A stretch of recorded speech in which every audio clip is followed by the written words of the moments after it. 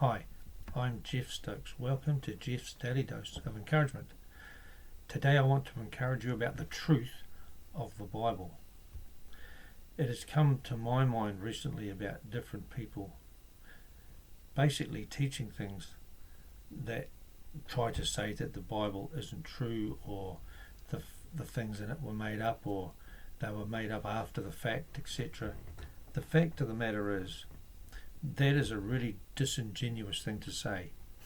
The Bible itself is mostly written, right, for Old Testament and New Testament, as eyewitness accounts of what happened, of what God did, and also of historical events and records of genealogies of people right back. It can be traced right back to Adam in the Bible. The first 5 books of Moses were passed down more than likely orally from Adam right down the generations, and then someone like Moses, who got told those things, would have been then given the job of writing those things down, as well as the laws and things that he got from God. And the thing is that it's really disingenuous to say that it's not true. I mean, who in their right mind would make up a story that, if you read, for instance, in the book of Genesis, and also in the books of First Chronicles, and even Ezra and Nehemiah, who would put endless lists of genealogical ancestors in that, in a book that was made up? Who would do that? No one does that stuff. And even in the Gospels we see that, in Matthew and Luke, the genealogy of Jesus Christ.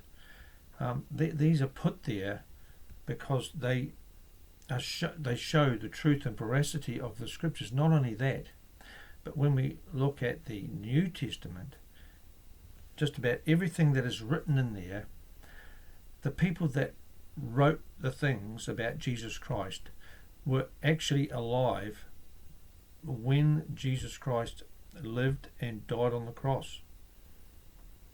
And when the books were written, the people that wrote them passed them around to people who were also alive at the time. It's all eyewitness accounts, and you can't just push that aside. You know, the disingenuous nature of it is, if you take a fairly more modern example, if you look at someone like the diarist Samuel Pepys, who wrote on he recorded about the Great Fire of London. Did he make that up? He couldn't write it before the event. He may have written stuff during the event, but certainly a lot of these things are written afterwards. Even your local newspaper can never write things about an event that hasn't happened yet. They have to write it afterwards. Do you believe that? I mean, obviously, some of the stuff that's written in newspapers today is basically made up and all fabricated. But this is the thing, you see.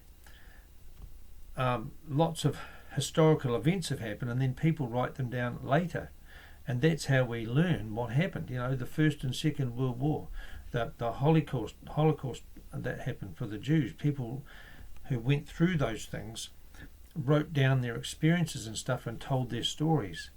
That's how we learn stuff. And yet today, people won't believe certain texts because they say they're made up. There are texts that are made up, that are myths and legends, that are not actual facts that people know that happened. They make some story up that they've passed down. But you know, the things like the Bible are actual factual events that actually happened, that got passed down from the first person right to the last. And the most accepted, if you like, the highest form of evidence in a court is an eyewitness account. If you get 5 eyewitnesses in a court setting, all saying ostensibly the same thing, their stories will not be exactly the same, but they're basically, the salient facts are all the same. That's going to be solid evidence to convict someone or likewise. So that's my encouragement for you today, is to be, solid, is to be sure in the truth of the Bible. God bless you. Have a great day. And just while I'm at it, if you confess with your mouth the Lord Jesus and believe in your heart that God raised him from the dead, you will be saved.